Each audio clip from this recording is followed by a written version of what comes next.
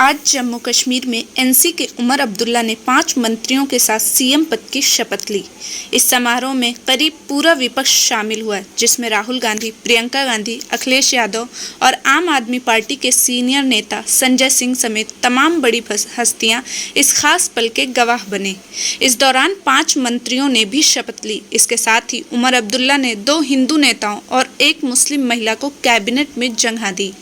वहीं इकलौती मुस्लिम महिला सकीना इट्टू एनसी की वरिष्ठ नेता मानी जाती हैं, जिन्होंने मंत्री पद की शपथ ली।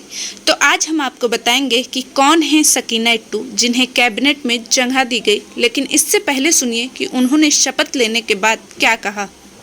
देखिए, मुश्किलें तो बहुत हैं, परेशानियां तो बहुत हैं। सबसे पहले जो 10 बरसों से जमहूरी हक यहाँ खत्म किया गया है, वो जमहूरी हक वापस लाया, लोगों ने खुद लाया है। इतनी बड़ी तादाद में अपने वोट का इस्तेमाल किया है और वो चाहते थे, जो उनकी आवाज़ दबाई गई है इन 10 बरसों में, उनकी बात नहीं सुनी गई, डेवलपमेंट नहीं हुई। पावर सेक्टर में इतनी मुश्किलें हैं, हेल्थ सेक्टर में इतनी मुश्किलें, बेरोजगारी इतनी बढ़ गई है, महंगाई इतनी बढ़ गई है।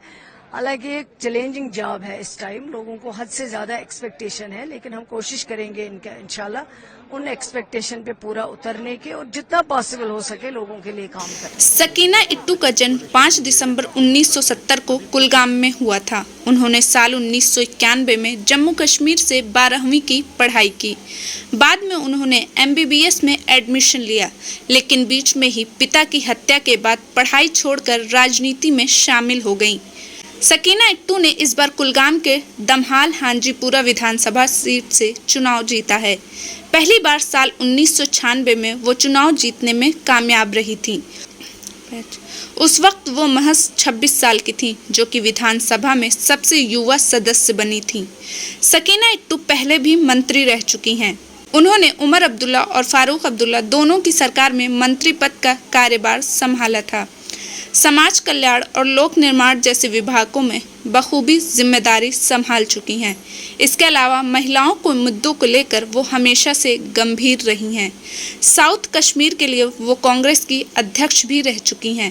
2008 में अब्दुल्ला की सरकार में कैबिनेट मंत्रालय में सेवा करने वाली इकलौती महिला मंत्री थी।